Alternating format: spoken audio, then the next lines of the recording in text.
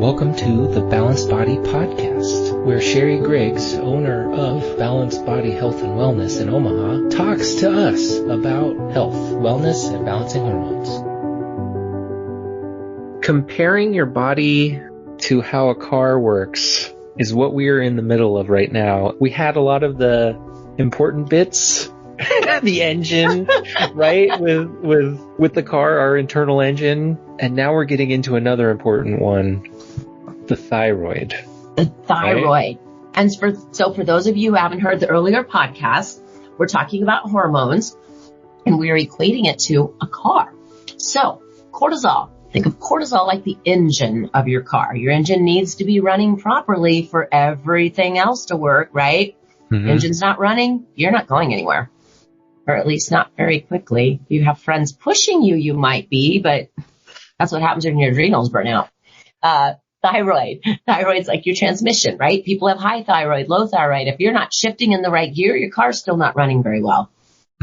Yes. Then you've got your four wheels: estrogen, progesterone, testosterone, and DHEA. And you haven't missed that. We haven't talked about those yet. We've only talked just last week about cortisol. So if you want to start at the beginning, go back to last week and you can hear that. But this week we're talking about thyroid and the transmission.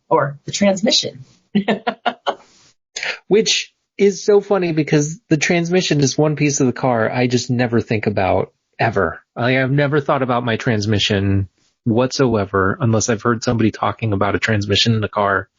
Would you say that that's similar to the thyroid? Like nobody really thinks of their thyroid as being this real thing that is dealing with things inside your body, and then all of a sudden it doesn't work, and then it is everything.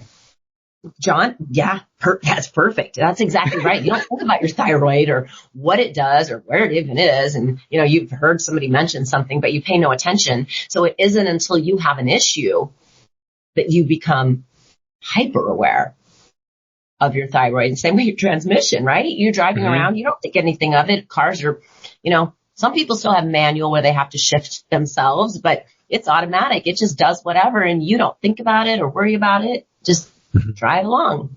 Yeah. But man, when that thing goes, it seems like it's all encompassing because I've known one or two people where they have thyroid issues. And then it is like, not necessarily all they talk about, but that is where they are focused 100% of their time on trying to make sure that their thyroid is balanced.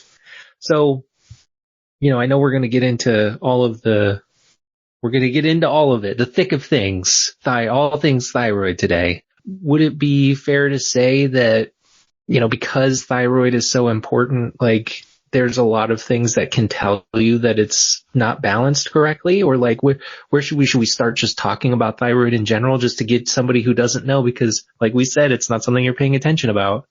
What does the thyroid do? Right. Well, when you think about it, it controls your metabolism.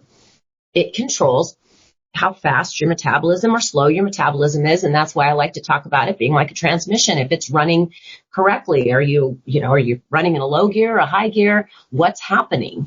And so most things that we have, are issues with a low thyroid. Okay. I had a doctor tell me once, because I went to him and I said, I think there's something wrong with my thyroid. And he said, all you women and your thyroid, you put a little weight on and you blame it on your thyroid. Oh my God, what? Really? He did.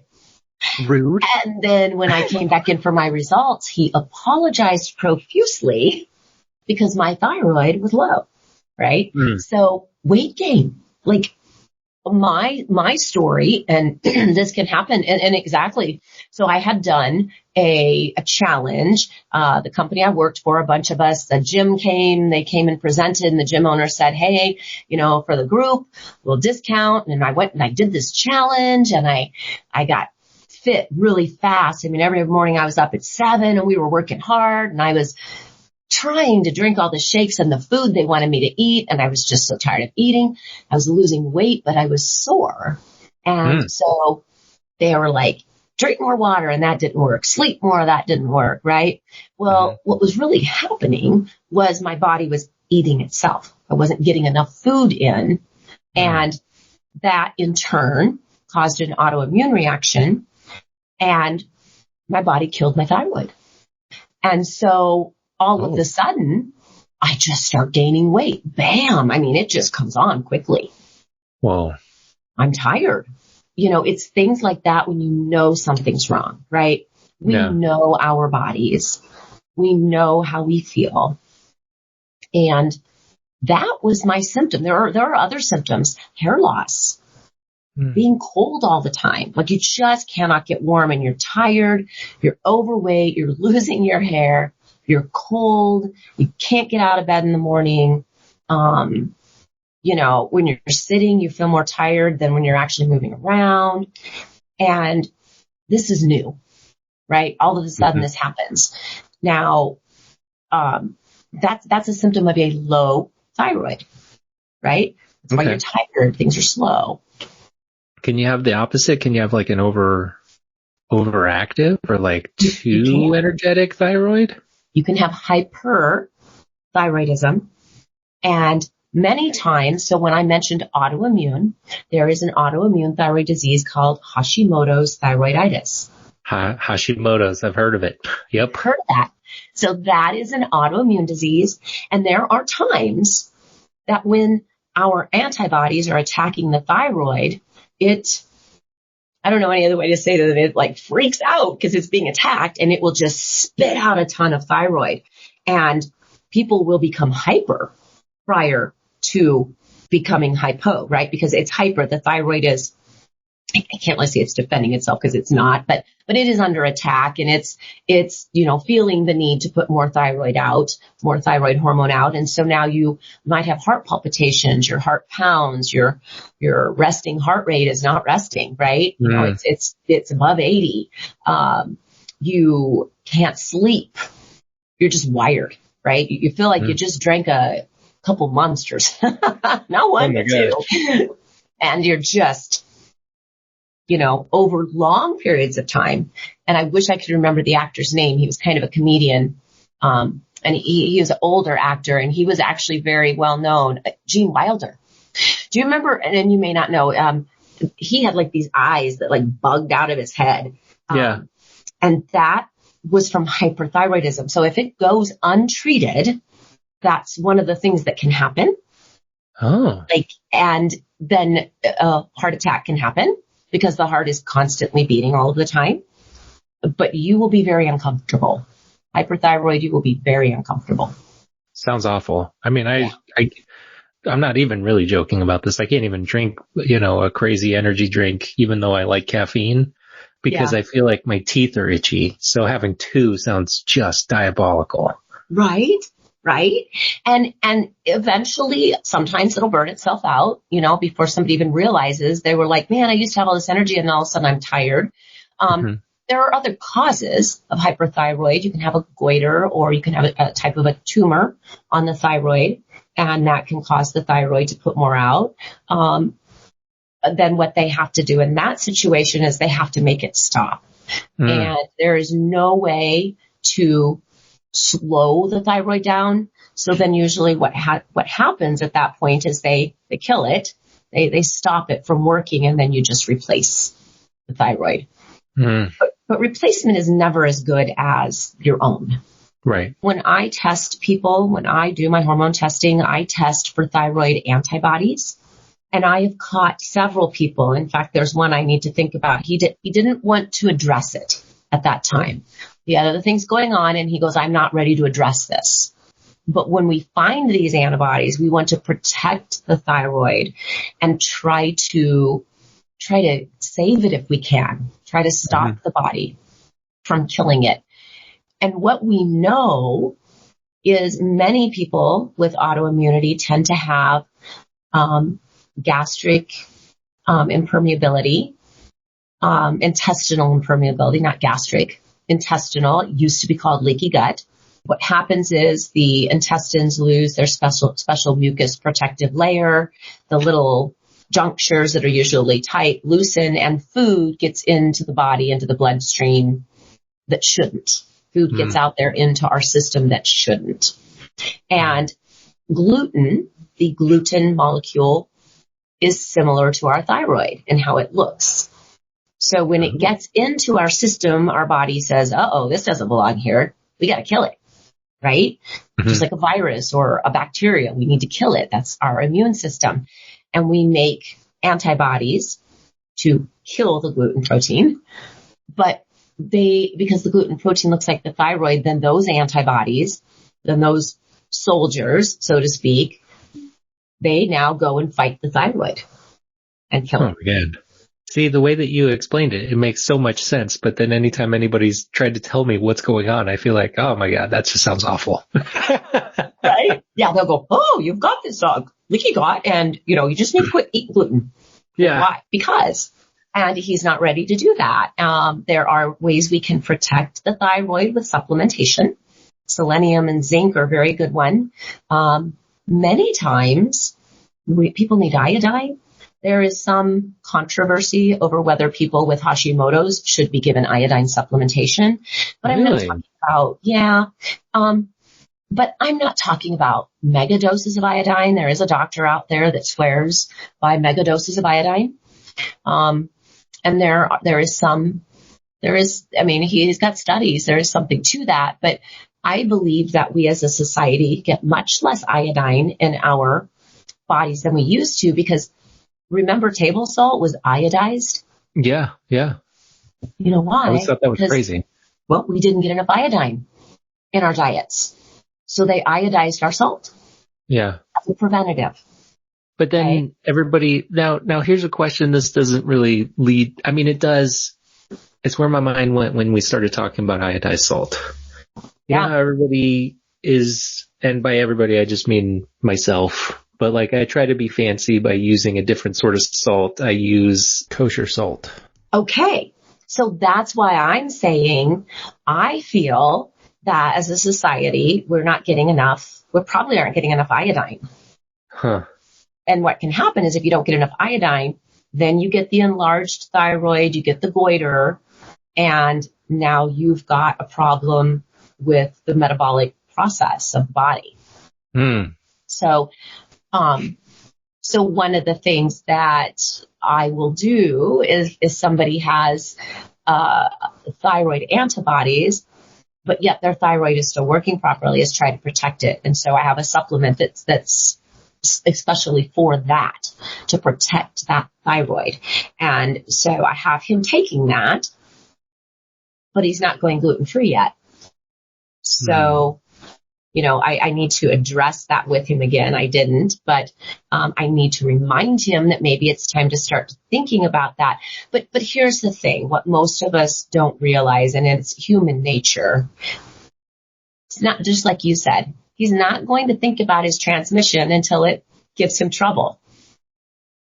Right? And that's the wrong time to be thinking about it because you're already in trouble. Exactly. So now he's been warned. He's been told you need to watch that transmission fluid, right? Yeah. Make sure it stays clean. Make sure you don't get all the metal shavings in that. It ruins your transmission. So make sure that he needs to do things to protect it. But that's a lot, if all of a sudden you're told, hey, you have an autoimmune disease and your body's killing your thyroid. That is a lot. And, I think another part of the human condition is we always still think that we're 20. We can still eat whatever we want and it doesn't actually matter. So, if you told me today that same thing, I tell you what, I would try to make a difference in my diet, but it would be hard because I feel like gluten's in everything. Even though we still have lots of options out there because, people are a little bit more proactive about it and people are making products that are gluten-free and so on. I still think I'm 20 and I can eat Hot Pockets. Right? Well, and it's so much easier than it used to be. I can remember 15 years ago, somewhere I worked where her daughter had celiacs, and celiacs is where you can't eat gluten at all. That's another autoimmune disease. You do not want that. So, and that's another thing. So now he knows he has autoimmunity, right? Mm-hmm. He is at risk for celiacs. He may be forced. If he gets celiacs, he's going to be forced to quit eating gluten. Yeah. And I know another person I've talked to that got it, and he couldn't even walk into a pizza restaurant without having a reaction. because of that flour in the air, the gluten in the air. So oh my goodness. These are things you don't, yes, you can go gluten-free. Yes, you can take a pill and replace your thyroid, but you don't want to do that. Yeah. You just don't. But I have to admit, John, you're right. Because if I was in my 20s and somebody told me this, I would have been like, yeah, whatever. I'll handle it when it happens. I'll handle it when I'm 80, right? You just kick that can down the road. Right? I used to say, I'll sleep when I die. I do remember saying that quite a bit. So. Yeah. I'll just sleep when I die. My mom said, well, you're going to die sooner. Oh man, dose of reality. That's tough. Right. Yeah, so we're talking about it, and I think that the message is pretty clear, but I kind of want to hit it home is like, you can manage your thyroid naturally with kind of knowing what to expect and then having the right supplements or just having the right plan in place, right? So like in the case of what you were talking about, patient A, they've got their, diagnosis pretty much set, and they can or can't modify it. But like, if you wanted to try to get ahead of that, if you are a planner and you are wanting to not kick the can down the road, right? You would schedule time with you. Yeah. Get the assessment and then figure out, okay, here's what we're seeing now. And I think that this is a key that we talk about so far in every episode, but you're not looking at numbers saying you need to get to X number for whatever with any hormone. It's how do you feel and what are you dealing with? And then you're like, what's your normal? That's a very good point, John. And that is one of the things when we're looking at the thyroid, we're looking at the different levels, right? So the medical standard that has been for many years, even back when I worked in endocrinology in the early 90s, was we looked at TSH, the thyroid stimulating hormone. So our pituitary would spit out this hormone when our body doesn't have enough thyroid to tell the thyroid, hey, we need more energy. Let's get some more. Okay. We'd look at that level. And as long as that level wasn't real high, right? High stimulating hormone meant we didn't have enough thyroid. Okay. Because that's kind of backwards. But then we've had the ability to say, but what about the thyroid hormones? There is a T1, a 2, a 3, and a 4. We have 4 different types of thyroid hormones. Our traditional practitioners are starting to learn in medical school, well, we better check that T4. When the TSH, thyroid stimulating hormone, spit into our body, tells the thyroid to make T4. The thyroid makes T4. So we are now at least traditionally looking to make sure that the body is listening and that it can make that hormone. But that's usually where they stop. They check that free T4. I go further. I want to make sure, because what our body does is our body converts T4 to T3, a little bit of 2 and 1.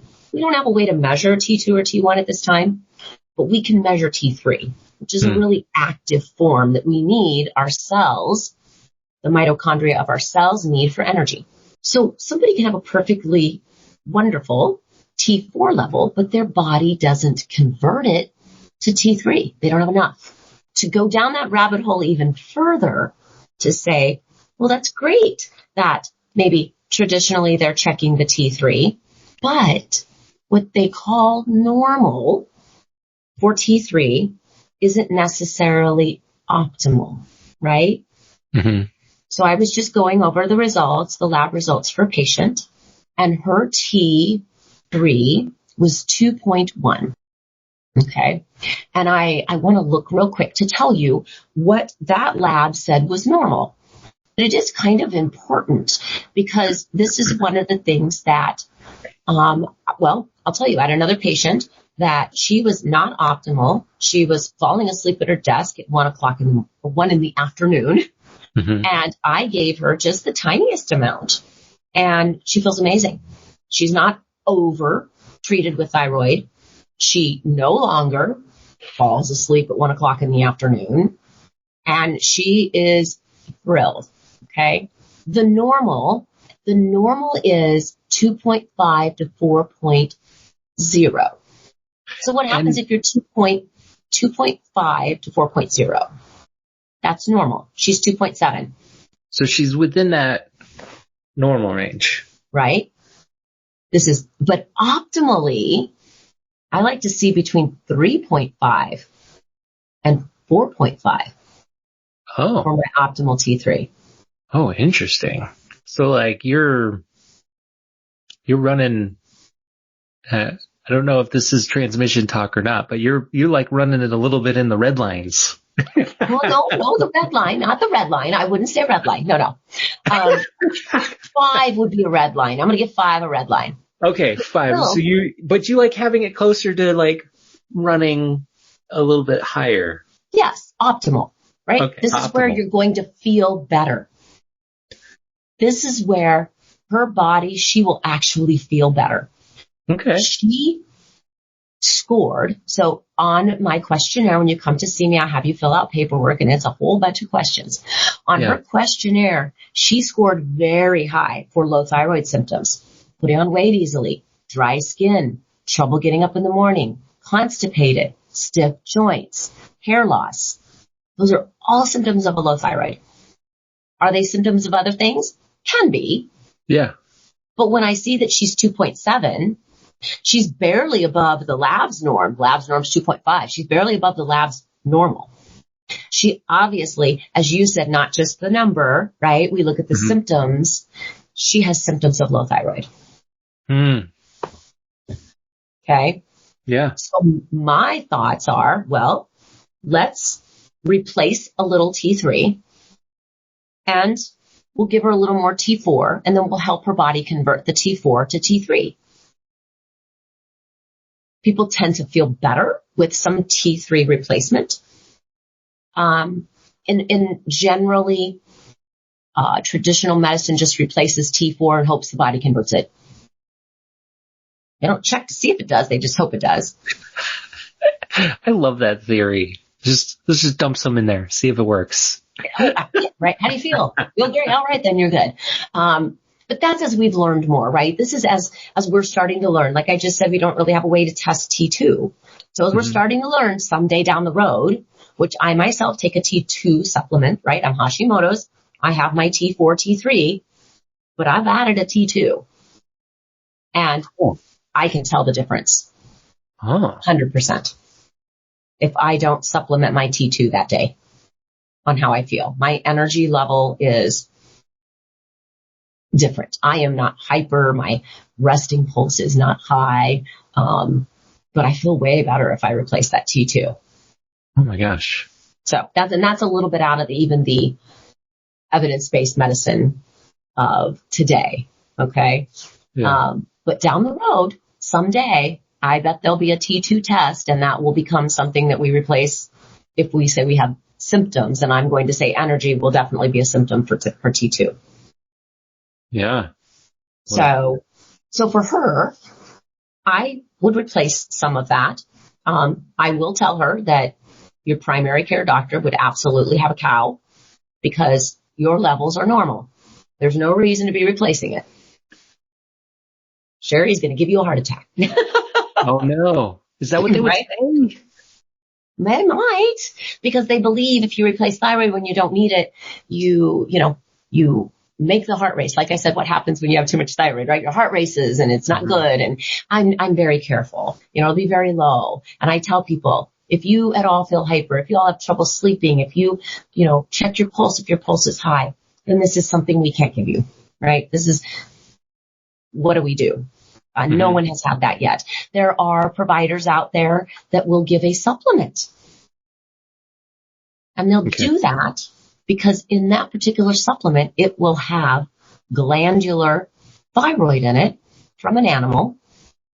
And you can raise thyroid by using the supplements.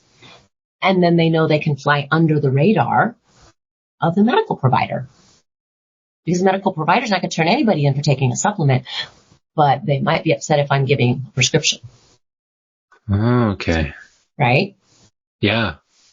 So, but the way I think about it is, I can't there are good supplements and there are good companies. They're not regulated. I can't control their quality. I can't control whether, say my patient's taking 3 supplements, tablets, and they forget to take it, or they decide to mess with it and take 4, or they forget, right? I bet you remember to take your prescription medication, but if you don't take your supplement, you're like, I'll take it tomorrow. Yeah. So I feel the prescription allows me to have a more stable treatment, and I watch the lab results, and I have some stability there. That makes sense to me. I never thought about the difference between a prescription and a supplement, but you're totally right. I feel like we're taking not a ton of supplements, but vitamins and things. Yeah. But like, if I miss it, then I do the thing. I'm like, I'll just do it tomorrow. Right? Exactly. And, I've got a patient now that does not want to take a prescription, and she's doing this on her own. I'm trying to help, but she's 2.1 on the free T3. She's even lower than a traditional.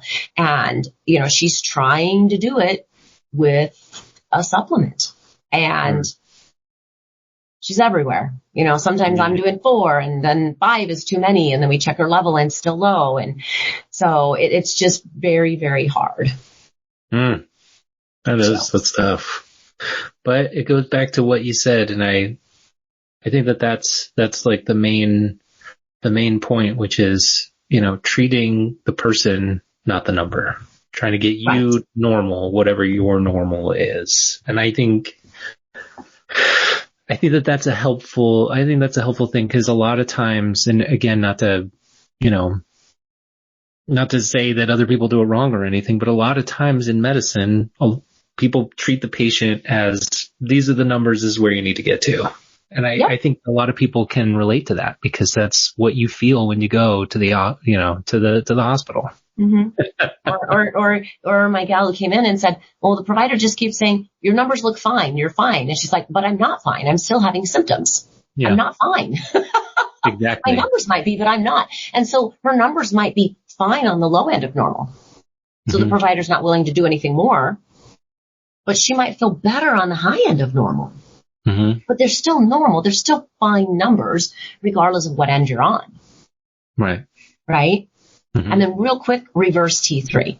Reverse T3 is something that sometimes our body converts to, and that sits on top of our thyroid receptor and keeps our cells from using the thyroid. So I watch that. So if that reverse T3 is high, then even though your other levels are normal, you're like, I don't feel good. I still feel tired. I still feel all these things. You don't check that reverse T3. You don't know, maybe has risen. And so again, that's just support. That's just supporting and paying attention to the whole hormone, everything you can, rather than just a couple of the numbers that you can test for that hormone. Interesting. Yeah. Did we talk about reverse T3 before? I feel like this is new information. I did not bring it up. No. So you can have the right numbers. But then there's a third number that's like getting rid of your T3, so you're not really using it the right way? It sits on the receptor. So it's called reverse T3. And if you are making too much of that, it blocks the body from the cells from being able to use the T3. Man. So, yeah, it's not as easy as it seems. It really is very complicated. And you're looking at the whole picture. I mean, we're breaking it down one by one here, but when you're doing this with somebody, you're looking at this, plus you're looking at, all the other numbers from all the other hormones too. Right. Gosh. That is a lot. They all work together. No. Just like the car, right? It all works together. If one of those are not working properly, you got a flat tire, right? You got a motor that's missing a beat, so to speak. And then you just got to get it all balanced out. And then if you got multiple ones all messed up, then your picture's all complex too. You got a flat tire and your transmission shot, and you're going to need an oil change. Right? But that's so true. Your cortisol's high. It's sitting on your receptors. You have no DHEA, right? Your thyroid is low. Do you imagine how good you're going to feel when we get you straightened out, balanced? Man, I feel like an F1 race car. That's right. Well, that is awesome. Well, I think you live up to your name every time we talk here, which is Hormone Expert Extraordinaire, Sherri Griggs. Yes, that's right. Hormone Expert Extraordinaire. Which I love. I think that's so great. But it's so true because you're just thinking about all these complex things as a whole picture for somebody for their own singular levels. That's wild. Yeah. Yeah. All right. So the next week, which one shall we talk about next week? Now we're going to start getting into the sex hormones. I think maybe we should talk about testosterone. You want to do testosterone first? I did know, and here's something that I noticed. I don't mean no, but I noticed most of the time when we're talking about the tires, you introduced estrogen first. I do estrogen, progesterone, testosterone, and DHEA. Is there a reason is it easier to rattle off that way? Or I don't know. I'm happy to talk testosterone because. Well, I think that the thing about testosterone is that it is a little controversial. FDA does not think women need it, although they have it for like the first half of their life. And then after that, apparently they don't need it anymore, right? So it can be a little controversial. Yeah. A lot of men think that your testosterone's not low until you have erectile dysfunction. And that's not necessarily true. There are other symptoms that happen first. But it seems to be the one that people just, there's a company out there that just really likes to give people lots and lots of it, so is that safe? What happens if you get too much? And that is the most controversial one. So, let's talk controversy then. I'm all in. Let's do testosterone next time. Okay. Yeah. Come at me, John, with some things. This has been the Balanced Body Medical Podcast with Sherri Griggs, owner of Balanced Body Health and Wellness.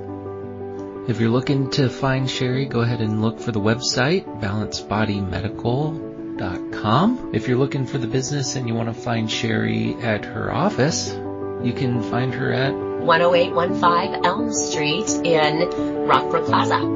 Thank you.